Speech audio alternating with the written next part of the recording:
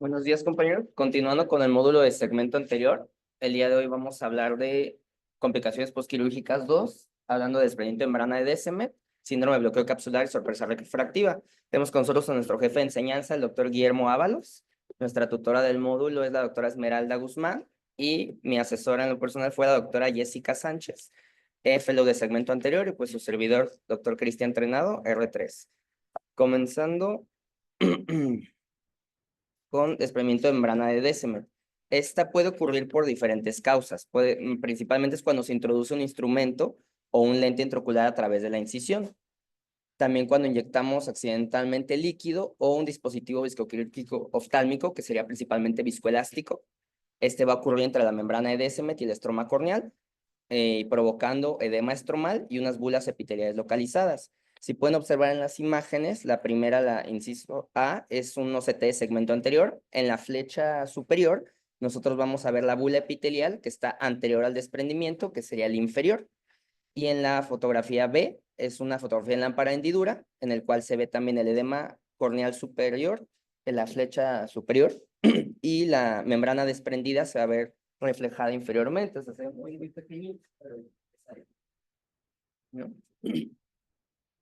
Em, existen varios, bueno, digamos, tipos de desprendimientos. Los desprendimientos pequeños, estos se pueden resolver espontáneamente, pero si no es así, la membrana se puede volver a adherir con diferentes cuestiones. Se puede utilizar aire, se puede también inyectar gas expansivo, que sería el SF6, o también puede ser el C3F8, y también los desprendimientos más grandes se pueden volver a suturar con gas o con un dispositivo BD, como vamos a estar mencionando. Em, si pueden observar en las imágenes, la imagen número A ya es un paciente posoperado de catarata, en el cual ya tuvo un desprendimiento de la membrana de Descemet un mes posoperado. Y ya la imagen B ya es un día posoperado que se le inyectó gas C3F8 y como pueden ver, pues se está resolviendo el edema corneal. Diferentes causas. Cuando nosotros vamos a entrar con un bisturí precalibrado, a nosotros intentar encontrar los planos que creamos, bueno, con el láser femtosegundo para FACO, también al crear nosotros el puerto lateral, al entrar con la punta de FACO, con los mangos de IA, o también al inyectar al lío, o cuando estamos introduciendo cualquier cosa, cánula para irrigar, viscoelástico, lo que sea, y nosotros estamos lastimando pues nuestros propios puertos.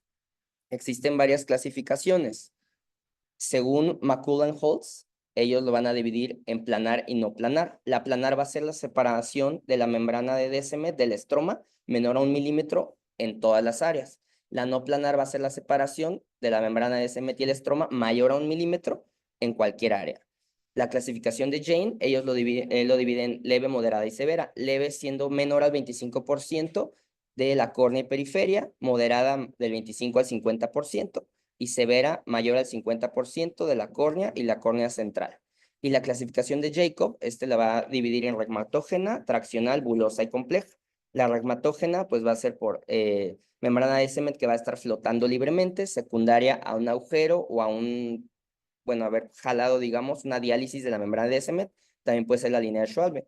La traccional puede ser, como su nombre lo dice, por fibrosis y posteriormente comenzó a traccionar. La bulosa van a ser, pues, en cámara anterior. Aquí va a ser ausencia de una ruptura de la membrana de Descemet, pero se van a formar bulas. Y la compleja van a ser combinación de una o ambas de esta misma clasificación de Jacob. ¿Cómo va a ocurrir la lesión en los primeros tiempos de la cirugía?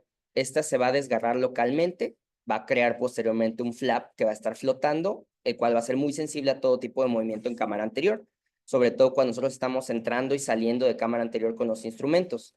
Ahí la solución, cuando ya nosotros tuvimos pues, accidente, sería pasar a una cirugía que se le llama slow motion. Entonces, así es, evitar acercarnos al desgarro, bajamos la perfusión para minimizar cualquier turbulencia, utilizamos viscoelástico para intentar volver a poner en su sitio la membrana de Descemet y posteriormente terminamos la emulsificación. Al finalizar este tiempo, también podemos inyectar una burbuja de aire, se deja ahí un tiempo con el fin de que el flap que se provocó se pegue, aunque sea temporalmente en lo que terminamos la cirugía. Posteriormente se va a sustituir la burbuja de aire por viscoelástico para permitir que no aumente también la superficie del desprendimiento. Y como vamos a estar hablando, pues con los gases también. Sí, ajá. Y la lesión sería en los últimos tiempos. ¿Cómo puede ocurrir? Puede ocurrir también nosotros utilizando la irrigación-aspiración, ya sea pre o postinyección de lente intraocular.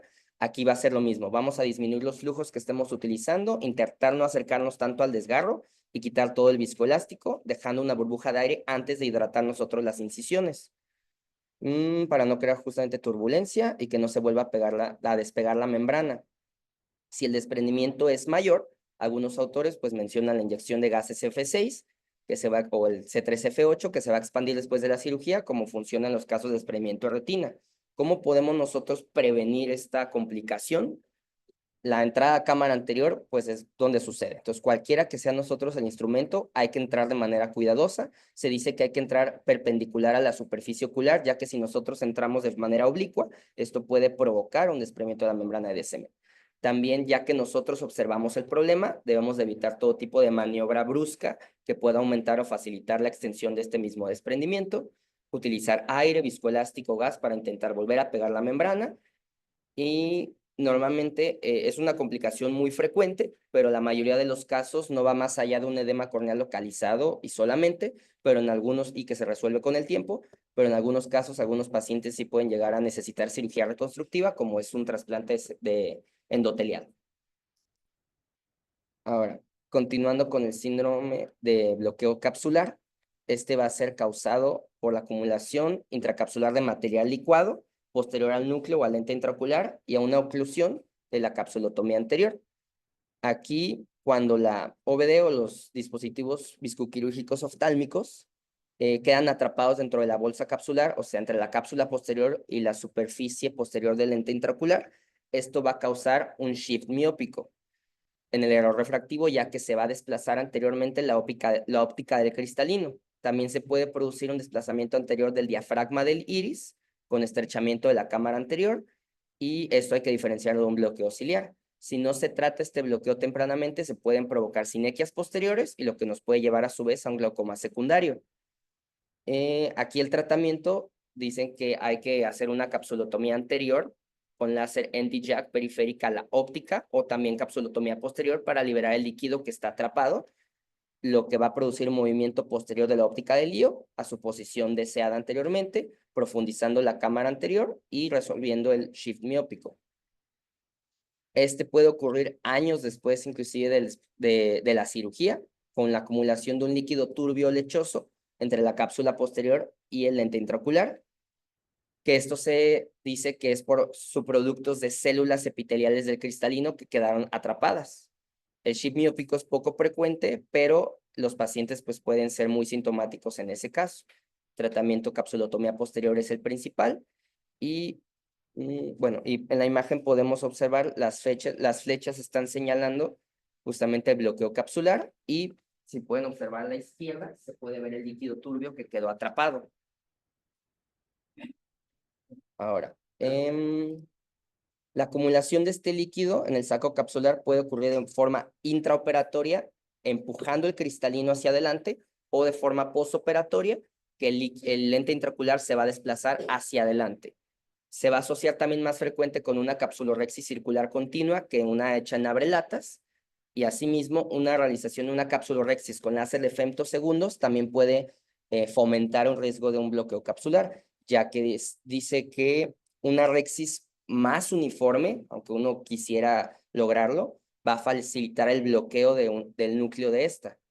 El gas intracapsular se va a quedar atrapado también cuando nosotros utilizamos la facofragmentación. Se puede distender el saco y va a aumentar la resistencia al flujo de la hidrodisección, incrementando también a su vez un riesgo de que tengamos una ruptura de cápsula posterior. Puede ser asintomático, como comentamos, pero el paciente va a manifestar disminución de agudeza visual o visión borrosa, y justamente por las dos causas que es. Lo más frecuente es la miopización progresiva, en este caso, porque se va a desplazar el lente intraocular hacia adelante, ya que el líquido acumulado en el saco lo va a empujar hacia la parte anterior, también por turbidez de líquido acumulado en el saco, lo que va a producir disminución de agudeza visual mejor corregida o disminución de la calidad visual del paciente. También este bloqueo nos puede asociar a una opacidad de cápsula posterior temprana y causar asimismo disminución de agudeza visual. Ok. se clasifica igual de diferentes estadios. El bloqueo capsular intraoperatorio, este se va a producir principalmente en la maniobra de hidrodisección, en el cual nosotros vamos a estar inyectando líquido entre la cápsula y el cristalino, se va a acumular ahí en esa zona, se va a producir el desplazamiento anterior del cristalino, se va a producir el bloqueo, ya que el cristalino va a impedir que el paso de la ola hacia cámara anterior del líquido que estamos nosotros inyectando pase a donde debe de pasar y se queda, digamos, atrapado. Si nosotros seguimos inyectando el líquido y se está bloqueando, puede ocurrir un estallido de la cápsula posterior y la caída del cristalino a cámara vítrea. Causas principales, tenemos cataratas blancas, maduras, polares posteriores, una longitud axial elevada, como comentamos también la capsulorrexis circular continua de un diámetro pequeño también, ya que pues si tenemos nosotros menos diámetro, pues se va a estar acumulando líquido y no hay de dónde logre salir. También que nosotros no extraigamos el viscoelástico completamente, también puede, y previamente a la hidrodisección, también puede esto llevarnos a un bloqueo. Y ahora el posoperatorio precoz. Este se va a producir durante las primeras 2 semanas después de la cirugía. Aquí vamos a tener nosotros material viscoelástico en el espacio retrodental que justamente pues no extrajimos adecuadamente. Se va a producir desplazamiento del lente intraocular hacia la parte anterior del saco capsular y va a estar el bloqueo de la cápsula por la óptica del lío que nosotros mismamente implantamos. También se debe a que utilizamos mióticos de manera intraoperatoria. También se asocia a un bloqueo precoz. Ok. Aquí también se puede producir cuando existe una adherencia de más del 70% del borde de la capsulorhexis a la óptica del lente intraocular. ¿Y cómo se caracteriza este? El posoperatorio precoz, si es una miopización progresiva, al desplazarse el lente intraocular anteriormente. Nosotros vamos a observar en la exploración una disminución de la profundidad de la cámara anterior, acúmulo de líquido en el saco capsular detrás del lente y en ocasiones puede haber aumento de la presión intraocular, ya que el iris también va a ser empujado hacia adelante por el lente intraocular y puede producir también un cierre de ángulo iridocorneal. Y el bloqueo capsular posoperatorio tardío, este también es conocido con el término lactocrumenasia. Se va a producir generalmente a partir de los 2 años posterior a la cirugía, una media de 3.8 años. Se va a producir por la acumulación de un líquido de aspecto blanquecino lechoso, de ahí viene su nombre, el cual se va a originar debido a la secreción de células epiteliales presentes en el ecuador del saco capsular. También se ha demostrado la presencia de la proteína alfa cristalina en el líquido que está acumulado y esta acumulación se debe a que en el borde de la capsulorhexis se va a adherir formando un anillo fibroso a la cara anterior del lente intraocular que nosotros implantamos, impidiendo el paso de este líquido hacia cámara anterior. Y a diferencia del bloqueo capsular precoz, este no va a tener un desplazamiento del lío que va a disminuir la profundidad de cámara anterior ni un aumento de la presión intraocular. Entonces, un pequeño resumen de los 3 tipos: intraoperatorio, posoperatorio precoz y tardío. El intraoperatorio, como su nombre lo dice, pues sucede intraoperatoriamente. Posoperatorio precoz, 2 semanas puede ser después de la cirugía y el tardío puede ser inclusive hasta años después. Las causas principales de intraoperatorio puede ser por un volumen excesivo de hidrodisección, el precoz por retención de viscoelástico o algún material que quedó atrapado y el posoperatorio tardío por pseudometaplasia de células epiteliales. Factores de riesgo asociados al intraoperatorio por cataratas maduras, polares posteriores, una longitud axial elevada. El bloqueo precoz no tiene algún factor de riesgo relevante principalmente. Y el tardío puede ser por disrupción de la barrera matacosa también. El intraoperatorio sí va a tener una disminución de la profundidad de la cámara anterior. En el posoperatorio precoz esta puede ser posible y en el posoperatorio tardío no lo va a tener. O sea, esas vienen siendo las diferencias. Puede haber aumento de la presión intraocular en el intraoperatorio, en el posoperatorio precoz posiblemente y en el tardío no va a haber aumento de la presión intraocular. La miopización no va a ocurrir en el intraoperatorio, sí va a ocurrir en el posoperatorio precoz, que es por eso que se caracteriza más por una miopización progresiva, y en el tardío no va a ocurrir miopización. Complicaciones en el intraoperatorio, pues por una rotura de la cápsula posterior, luxación de cristalino. En el posoperatorio precoz, un glaucoma de ángulo cerrado, como ya comentamos. Y en el tardío, pues una disminución de agudeza visual, que el paciente es lo que más va a referir.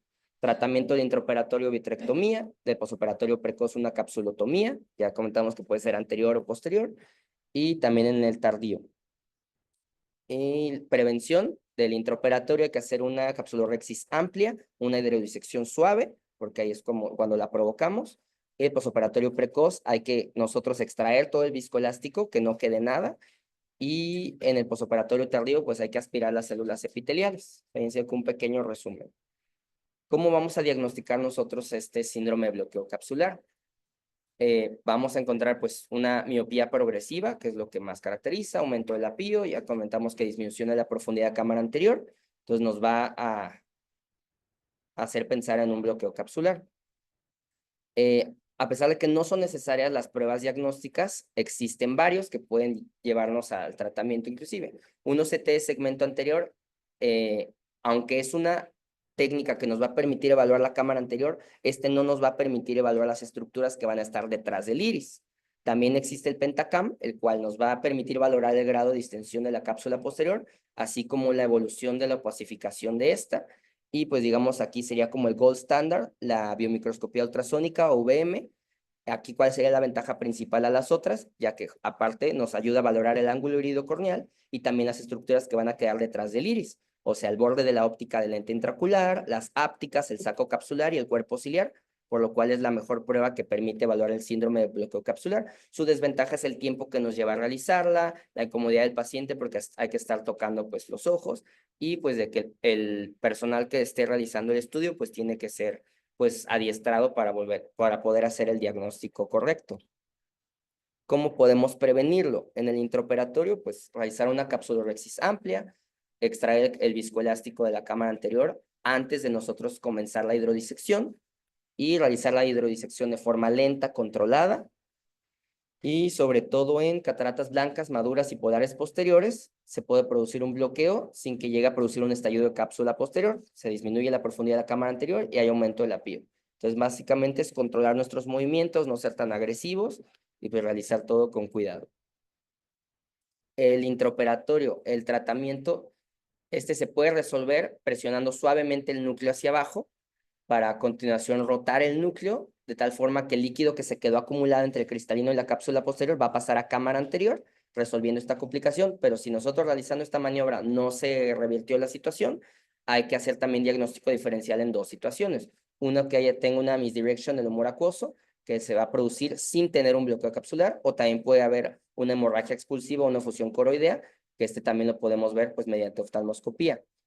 Cuando se va a producir un estallido de la cápsula posterior, si el núcleo todavía se encuentra, digamos, en la cámara posterior, se puede pasar a convertir a una cirugía extracapsular o intentar realizar la FACO, pues con mucho cuidado. Si el núcleo ya se nos luxó hacia cámara vítrea, pues ya se debe de abordar con una vitrectomía vía pars plana.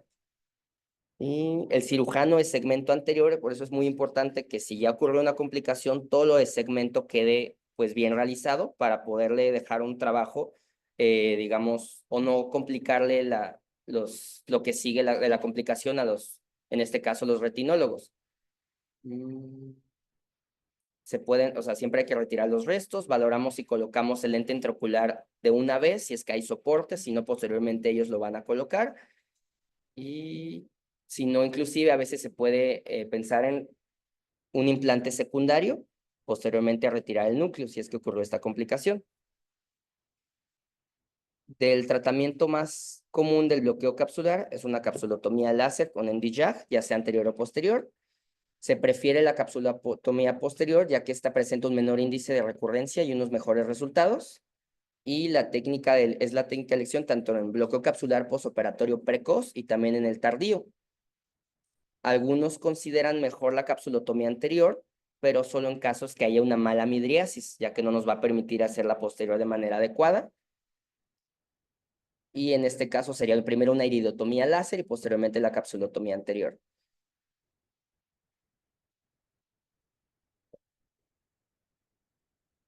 Se comenta también que si no vamos nosotros a estar, no vamos a tener el láser en DJAC, podemos hacer una punción con aguja de 30 gauge en la cápsula posterior, lo cual nos va a permitir romper el bloqueo y que el material del saco pase a cámara anterior. Sería como una medida si no tuviéramos el láser.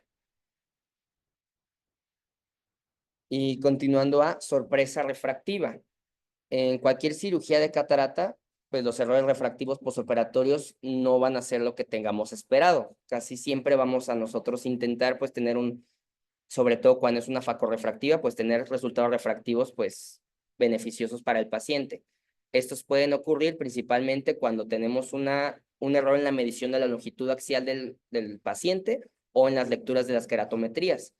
Aquí, de igual manera, hay que elegir el poder correcto del lente intraocular. Este va a ser difícil también en pacientes con hipermetropía o miopía alta, una vitrectomía previa, pacientes que tuvieron una cirugía previa de una queratoplastía penetrante, aceite de silicona en cámara vítrea, o también que ya fueron sometidos a una cirugía refractiva previa. O sea, todos esos nos van a llevar a una dificultad en poder nosotros calcular el lente de manera adecuada, lo cual siempre hay que comentarlo con el paciente. Y pues hay diferentes fórmulas y, bueno, digamos, o sea, maniobras que vamos a estar utilizando para intentar hacerlo más cercano posible. Si la magnitud del error refractivo postoperatorio produce una ametropía sintomática del paciente o una anisometropía, o que el paciente no esté conforme con su visión, existen varias opciones que podemos utilizar. Lo principal y lo más fácil, podría decir, hay que dar una refracción del paciente. Con la refracción residual que le quedó al paciente, pues hay que graduar unos lentes, ya sea de armazón o de contacto. También se puede pensar en cambiar el lente intraocular, lo cual vamos a estar comentando que no es lo más recomendable. También se puede insertar posteriormente un lente intraocular con la técnica piggyback, que ahorita vamos a estar hablando, y también un procedimiento queratorrefractivo secundario, LASIK-PRK, o sea, retocar el defecto refractivo que haya quedado.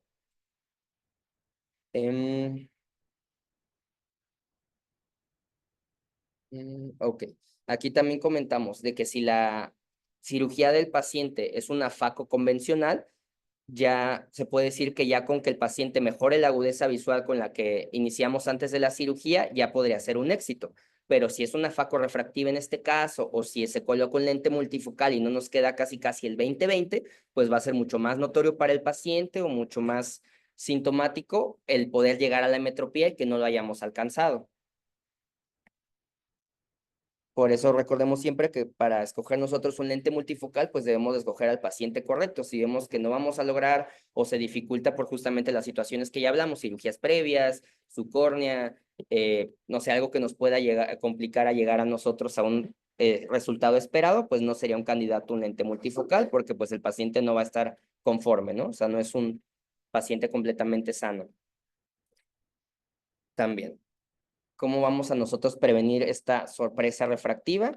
Existen pues nuevos biómetros, fórmulas para cálculos de lentes de última generación o los sistemas guiados que nos van a ayudar a implantar un lente intraocular en la posición adecuada para que sea cada vez más preciso, pero pues eso no evita que de todos modos, por alguna u otra razón, no precisamente culpa del médico, no ocurran los resultados esperados. Por eso es muy importante por realizar la biometría correcta, las queratometrías, condiciones del paciente, elegir la fórmula adecuada también para cada cálculo. O sea, hay que individualizar cada caso y existen ya nuevos parámetros que han entrado actualmente, pues justamente para calcular los lentes implantados, los LIOS Premium, que son pues los más difíciles de calcular. Ok. Varios, digamos, temas a considerar justamente en la colocación de los LIOS Premium. Uno sería la esfericidad corneal. Aquí en varios, digamos, casas comerciales de lentes van a tener distintos tipos de lentes, lentes asféricas neutras, asfericidad elevada, o entre otros, pero hay que considerar el valor corneal, elegir el lente intraocular más adecuado para cada paciente, el cual nos va a permitir tener los mejores resultados en cada paciente. El objetivo aproximado que nosotros debemos de buscar va a ser en 0.1 micras para un área de 6 milímetros, que sería como lo más adecuado, puede variar. También hay que considerar las aberraciones corneales, en este caso, es un factor muy importante si nosotros, sobre todo para los lentes multifocales, especialmente las lentes que van a ser difractivas. Aquí puede haber las comas corneales que nos van a dar valores arriba de 0.32 micras, entonces los cuales nos van a dar fenómenos disfotóxicos del paciente o que el paciente pues sienta que no está conforme con su visión o no se siente pues de todo manera, o sea, bueno, con el confort visual que quisiera, ¿no? También van a haber valores mayor a 0.4 micras tras un implante de un lío difractivo y estos van a ser los pacientes que van a presentar este tipo de problema en el 100% de los casos, ¿no? También hay que considerar el radio entre la cara anterior y posterior de la topografía corneal. las actuales fórmulas de cálculo para la potencia del IO van a utilizar calculadoras de laboratorios que nos van a estimar la constante de cada lente en función del astigmatismo corneal anterior. Nosotros aquí vamos a considerar el índice refractivo de la córnea, que va a ser de 1.3375, algo que se va a aproximar a la realidad cuando el radio de la cara anterior y posterior se va a encontrar alrededor del 82%.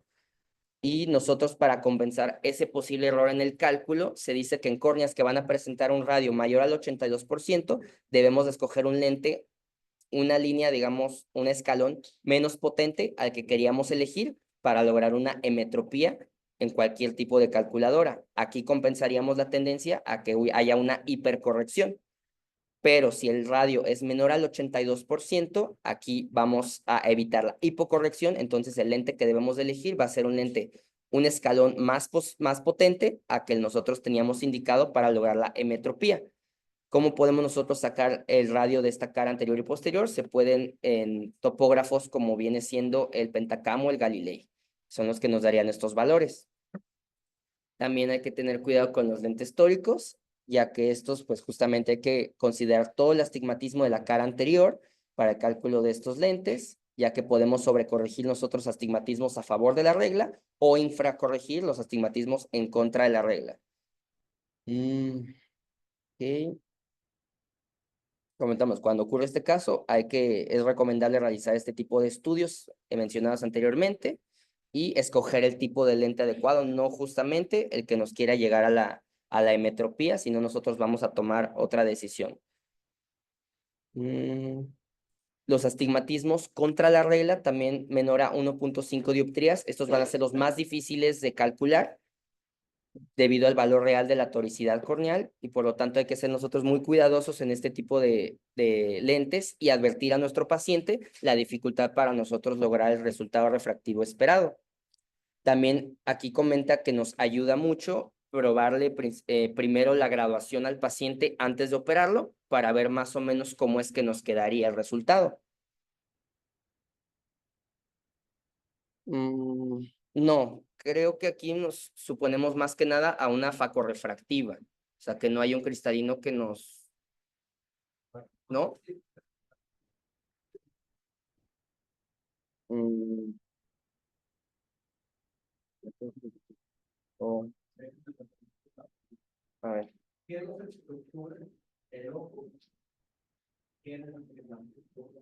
O sea, la córnea,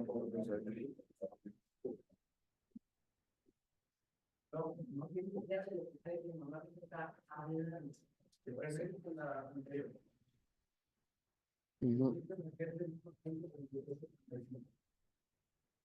O sea, el índice refractivo de la córnea, pero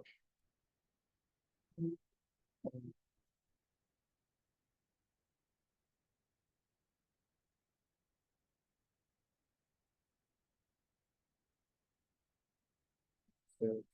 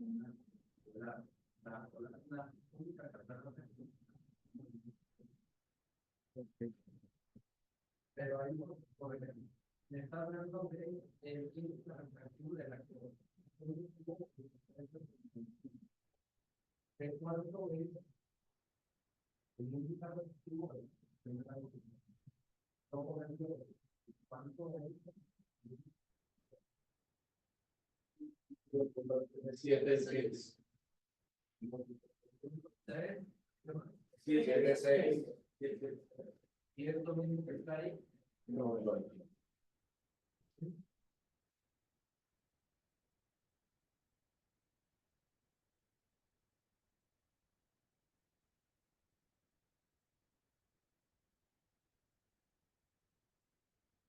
El parámetro puede una que está hecho por para que un equipo, principalmente la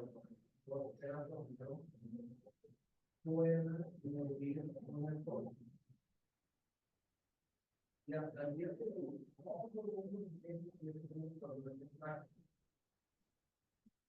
pero con la inteligencia artificial, con la computadora, con genio, no se han podido mejorar.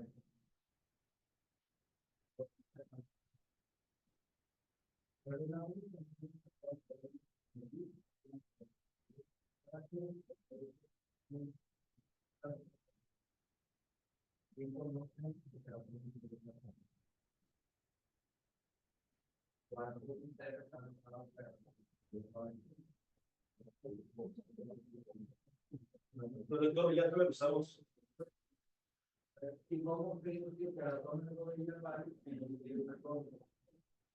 Pues, o sea, lo que hace es proyectando las dos imágenes que pues, tenemos que ejecutar, pero o sea, sí en físico ya sí me gusta eso.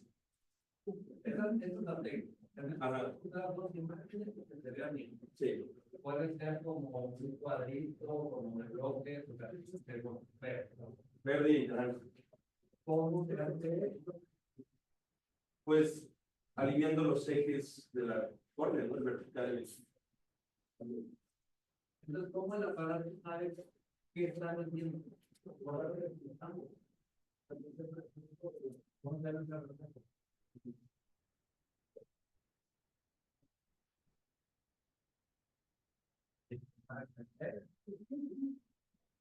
Eso. Es la lágrima, ¿no?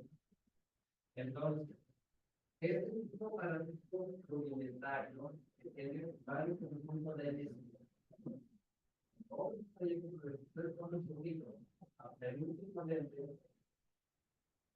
Tiene este índice de la provincia. No es que se haya usado mundialmente, pero que se haya usado hacia nosotros, este país, muchas partes del continente, existen distintos tipos de ojos. Entonces se modifica un poco, pero mundialmente todos los tipos que hacen una división tienen este índice de características.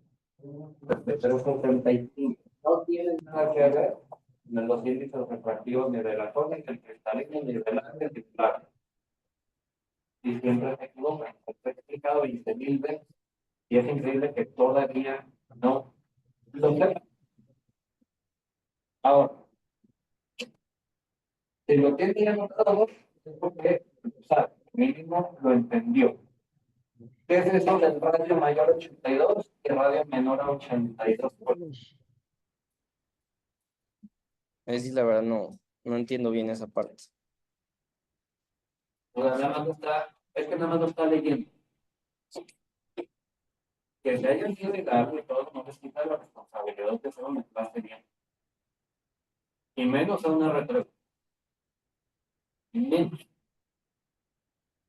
¿Quién de los celos puede explicar eso del radio mayor 82? Porque ¿en dónde ven eso? Un radio mayor 82, un radio menor de 82, entonces el lente le voy a poner más poder. No sé.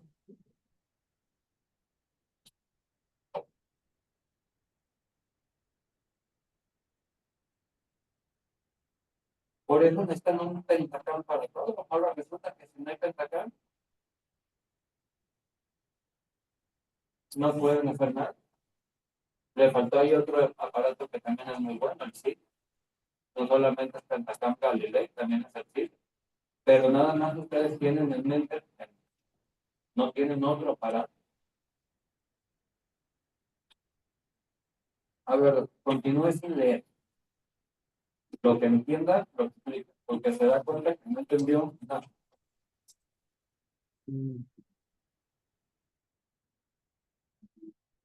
Bueno, pues de igual manera, también hay que calcular los valores dióptricos del lente intraocular. Es más difícil en los pacientes hipermétropes o también pacientes con ojos largos o muy largos, debido a que estos nos pueden quedar con una potencia miópica muy elevada. Y mm,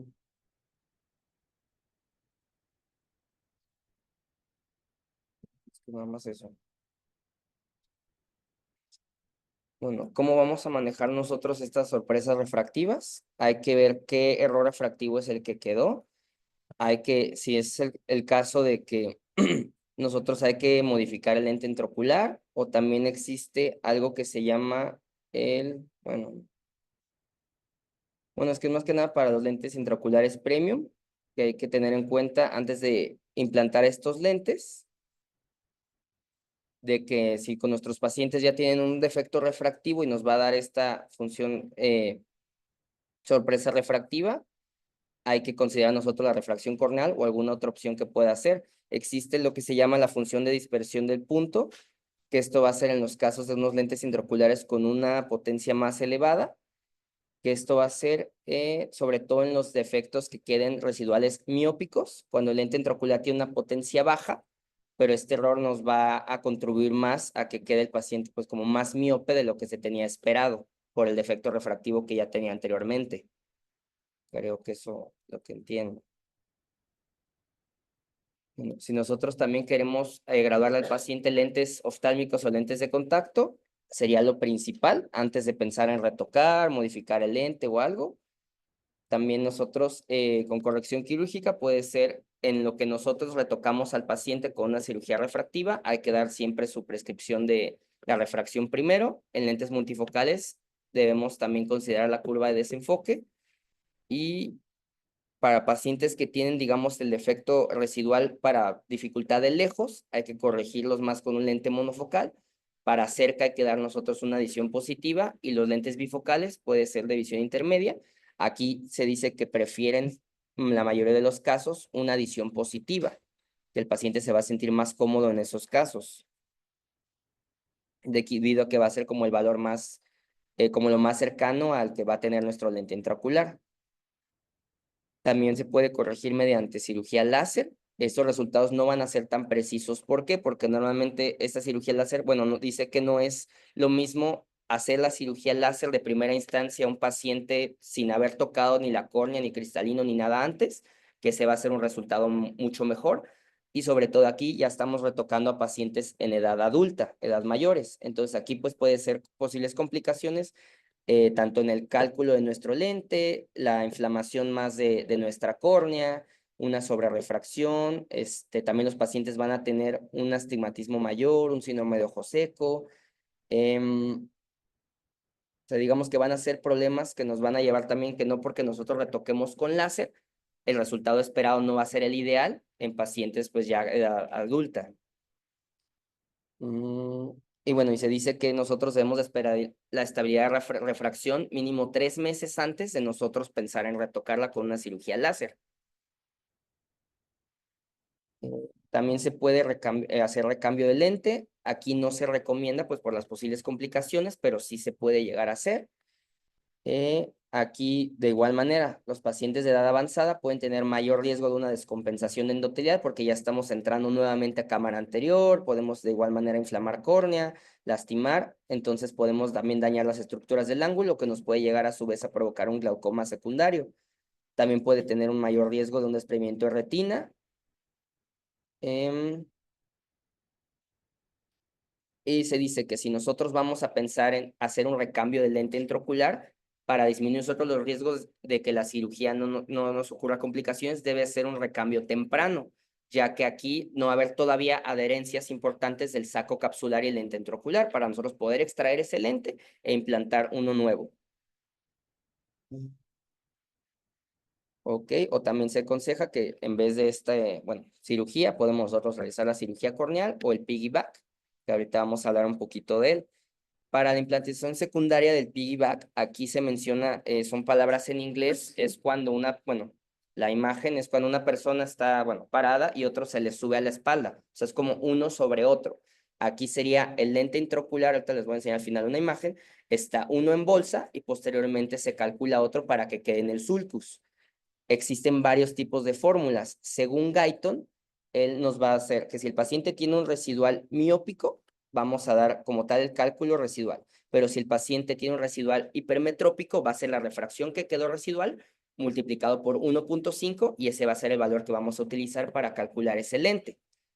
También existe, según Hills, que este va a ser una variante del método anterior, pero aquí también va a considerar la longitud axial del paciente. Si es un paciente con hipermetropía, una longitud axial menor a 22, se va a multiplicar 1.5 por el equivalente esférico más 1. Si la longitud axial es de 22 a 25, va a ser 1.4 por el equivalente esférico más 1. Si la longitud axial es mayor a 25, va a ser multiplicación 1.3 por el equivalente esférico más 1.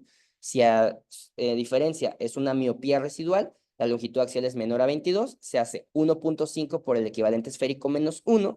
De 22 a 25 será 1.4 por equilibrante esférico menos 1 y mayor a 25 será 1.3 por equilibrante esférico menos 1. Y la tabla número 2 va a ser una fórmula refractiva de Holliday. Este va a ser una fórmula de divergencia que nos va a dar las variables, que la K va a ser la potencia corneal total medida en dioptrías, la V va a ser la distancia al vértice corneal del plano de la refracción, que va a ser medida en milímetros, la pre-RX, que es la refracción que tenía el paciente antes, medida en dioptrías, la post-refracción sería la refracción postoperatoria deseada, de igual manera medida en dioptrías, y el LP es la posición efectiva del lente, que también se va a hacer en milímetros, y esta va a ser la distancia desde el vértice de la córnea al plano principal del lente. Entonces son como diferentes fórmulas para nosotros calcular ese lente en esta técnica que sería piggyback. Y por último, para los lentes tóricos, aquí también nosotros debemos de considerar pues qué defectos refractivos van a tener. Si es un defecto refractivo bajo posterior a la cirugía, pero la córnea es regular, podemos nosotros darles lentes oftálmicas. Sí se recomienda una cirugía refractiva, no se recomienda el recambio de lente, sí se recomienda el piggyback, pero no rotación de lente. Si a su vez es, bueno, una córnea irregular, sí se recomiendan lentes, no la cirugía refractiva, pues porque está mencionando que la córnea no va a ser regular, entonces el resultado esperado no va a ser adecuado.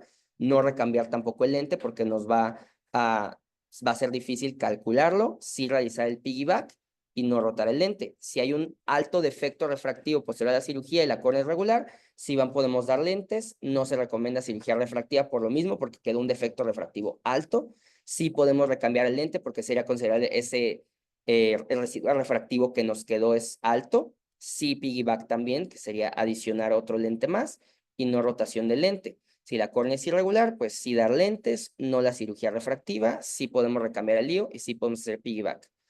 Si también la potencia del lente intraocular implantada nos va a dar un valor mayor a 30 dioptrías y la córnea es regular, se pueden dar lentes, digamos, de armazón o lentes de contacto. Sí se puede hacer la cirugía refractiva, pero no se recomienda recambio de lío porque pues ya de por sí el lente ya tiene un poder muy alto, no lo lograremos con otro, pero sí con piggyback. Y si la córnea es irregular, pues de igual manera. O sea, casi siempre nos basamos en la córnea para pensar o no en hacer una cirugía refractiva o no. Y también el astigmatismo en la lente tórica. Y esta sería la imagen que sería como de piggyback, que el lente va a estar el que nosotros esperamos colocar, que está en la bolsa, que sería el inferior, y posteriormente se coloca un lente en sulcus, con las fórmulas anteriormente, para poder calcular cuál sería el poder refractivo que quedaría de ese lente. Y eso sería todo.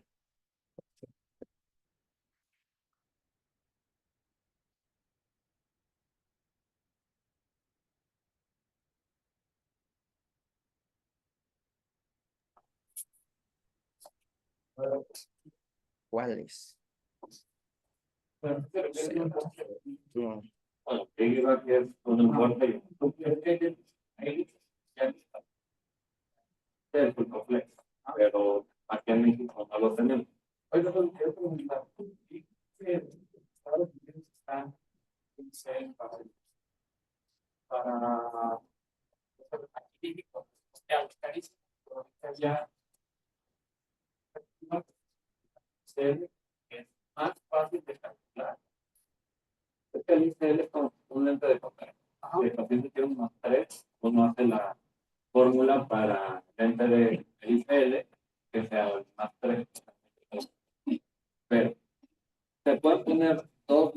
del mismo material en piggyback?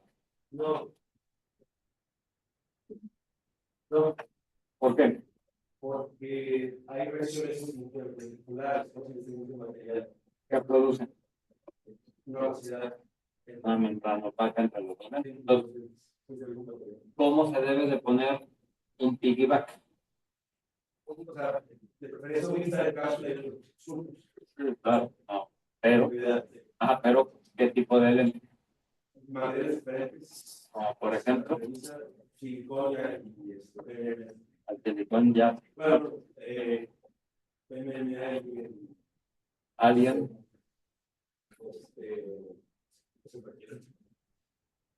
Ahorita lo digo. No, ahorita digo. Un lente tiene que ser un lente tiene que ser hidrofílico y otro tiene que ser hidrofóbico.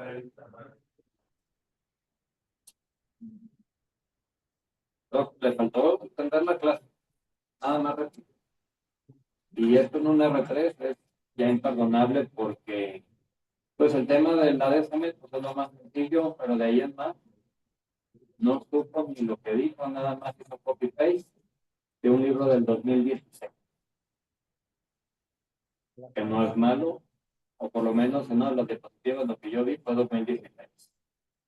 Le faltaron más artículos, estamos hablando de 9 años ya de diferencia, y una clase se hace con artículos menores de 4 años. O sea, 2021 para la fecha. El resumen es, si tienen un desprendimiento de DSM, lo tienen que buscar transquirúrgico y o al día siguiente. Si hay un edema postoperatorio que persiste por más de una semana y obviamente la cirugía no fue tan complicada, busquen. Van a ver un fantasmita atrás de la córnea y está DSM. Regularmente con aire, tienen aire y le dicen al paciente que se vaya a su casa y cómo se ponga. Toca regla. El gas SS6 también se puede usar. Nada más acuérdense que hay una pelea muy grande con los corneólogos porque dicen que también es tóxico. Entonces, ya depende de ustedes. Regularmente un desprendimiento de DSM con, o sea, horas, 24 horas, 2, 3 días que se dan cuenta, regularmente con aire pega. Y al día siguiente está transparente, ya si le batallan, manden de hacer un OCT para que ya lo tengan luego lo identificado. Y si no, pues descompensaron la cosa. Así de sencillo.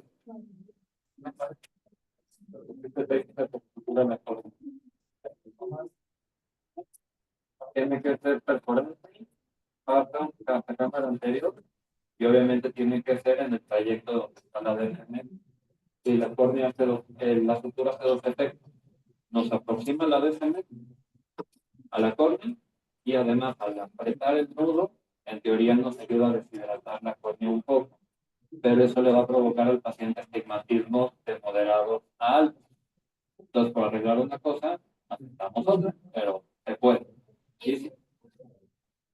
Ese se deja, se mandan de eso principalmente se hace en hidrox corneales, no tanto en nylon de acero. Hay técnica que es nada más horizontal, hay otra técnica que es hacer como un cuadrado, dependiendo de qué tanto tenga el paciente. Pero les repito, si lo ven al día siguiente, con aire van a tener. ¿Cuándo se sutura? Cuando ya pusieron aire, ya pusieron gas y la DCB no se quiere pegar, ahí es cuando sutura. Normalmente con semanas de diferencia no se vayan aún. Y en cuanto a la sorpresa refractiva, doctores, ahorita con todos los aparatos que existen, porque para ustedes el único aparato es el Metacam, una sorpresa refractiva es, acuérdense la palabra que yo siempre les digo, por indios, porque no leyeron bien el cálculo, porque no vieron que el paciente tenía cirugía previa. ¿Por qué? Porque olvídense del radio mayor de 82 o menor de 82. porque no leyeron bien el cálculo y las queratos. Así de sencillo. Un lente tórico, ¿cuántos grados de rotación tolera sin que pierda potencia? ¿Quién da menos de 10? Menor a 5, doctor. 4 grados no afecta nada. Mayor de 5 grados se pierde ¿cuánto porcentaje del poder cilíndrico? 15%. Y así sucesivamente. ¿Por qué si los lentes tóricos tienen tantos años, no, no fallan tanto y antes no se conocía la cara posterior de la córnea? Entonces, la cara posterior no se mide. No hay hasta el día de hoy un equipo que la mida. La calcula en base a la diferencia del humor acuoso y del poder anterior de la córnea. Ni su famoso pentacam, que duermen con él, hasta le quieren hacer un hijo al pentacam casi, ni siquiera el pentacam puede leer la cara posterior de la córnea. Es un cálculo, no es una medición real. Ningún equipo hasta el día de hoy la mide. Cuando nos va muy bien, somos unos fregones. Pero cuando el lente tórico no nos queda bien, la cara posterior de la córnea no fui yo. Entonces, hay que saber leer los aparatos y hay que saber hacer retinoscopía, por favor. Eso es lo que les va a decir la gran mayoría de las cosas antes de cualquier otro estudio. ¿Ok? Y los lentes tóricos, bueno, cada quien sabrá cómo calcularlos o por qué calcularlos. Y los estudios que ustedes tiran, el doctor puso ahí la coma. ¿Qué es la coma?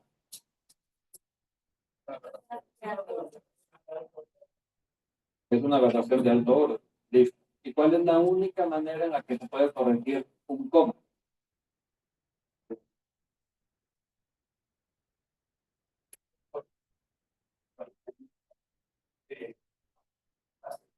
Nada más con láser se puede corregir.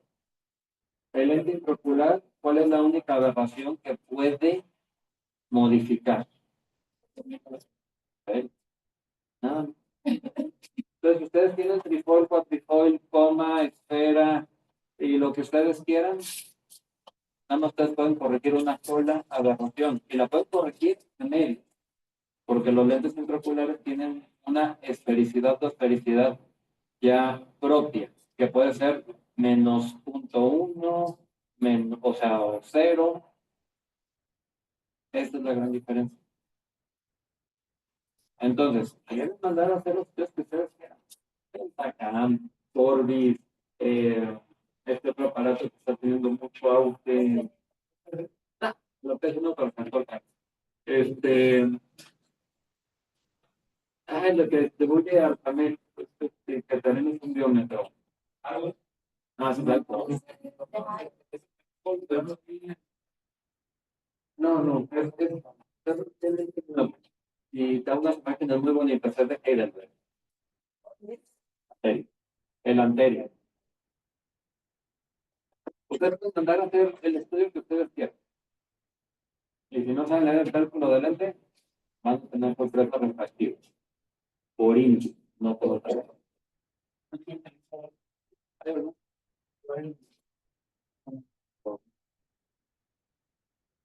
¿Alguna otra duda?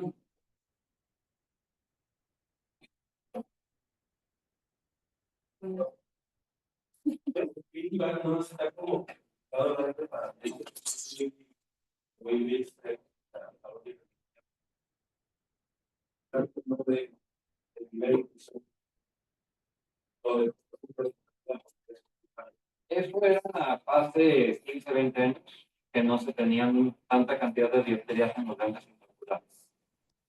Entonces se ponía un piggyback que era más frecuente, porque no se contaba con lentes ni de muy baja graduación, pero tampoco de muy alta. O era más difícil tenerlos en ciertos lugares. México era uno de ellos. Entonces yo necesitaba un 30, pero pues no había 30, o me tardaba muchísimo en llegar. Entonces pues ponía un 20 y un 10, por decir algo. Pero ya el piggyback está más en desuso. Quiere decir que no se usa, pero es más en desuso. Como dijo el doctor Gonzalo, cuando queda una refracción demasiado que no se puede corregir por medio de una cirugía refractiva, entonces se puede colocar un tipo de lente FACO. Es una marca. Es una marca Elisel. Entonces, ustedes pueden corregirlo con otro tipo de lente. Un paciente que queda con una sorpresa refractiva, ¿qué tolera más? Una un mal resultado que tiende hacia la miopía o hacia la hipermetropía. Ahora, ¿qué es más fácil de tratar? ¿Por qué? ¿Por qué si me queda el paciente con un -2? Por indio, porque no leí bien el cálculo. Porque le pedí pentacam, le pedí todo, me quedó un -2. ¿Por qué es más fácil tratar ese -2 que un +2?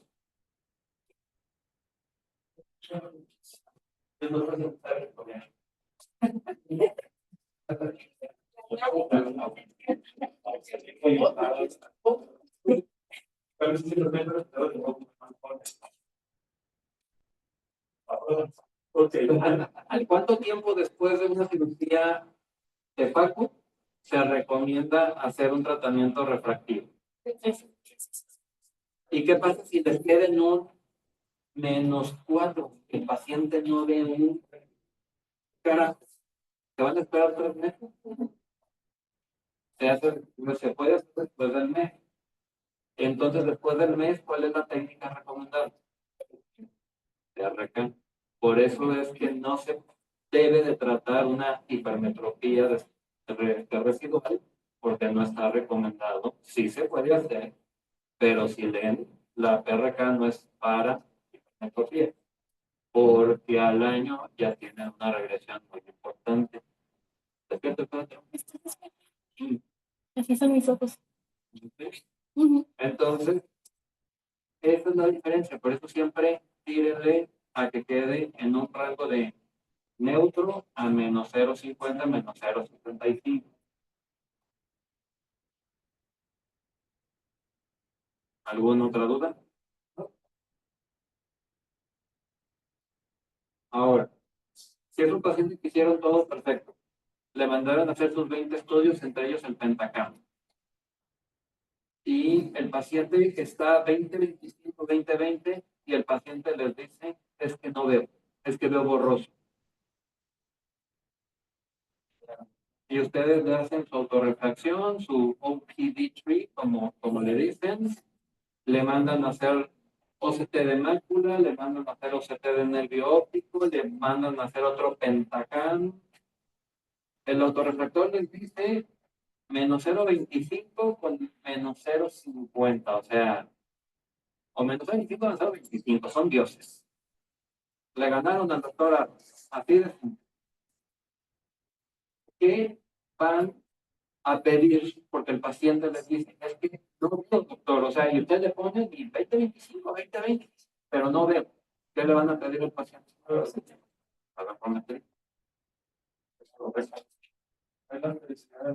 Y ahí ya le pueden tratar por medio de un láser, pues lo más personalizado es aberraciones. Entonces le hacen un tratamiento donde no van a quitar graduación, sino van a tratar aberraciones. Para eso necesitan el aberrómetro que sea compatible con el equipo. Y el Pentacam no es compatible con ningún equipo. Ojo, el Pentacam no tiene un láser aprobado. ¿No? Porque entonces el resultado puede ser que no sea el correcto. ¿Ok? ¿Alguna otra duda? ¿De algo más? Yo presento ahorita endoftalmitis y citas. Nada más que son 48 días. Mañana, ¿quién expone? Ayer es Mañana.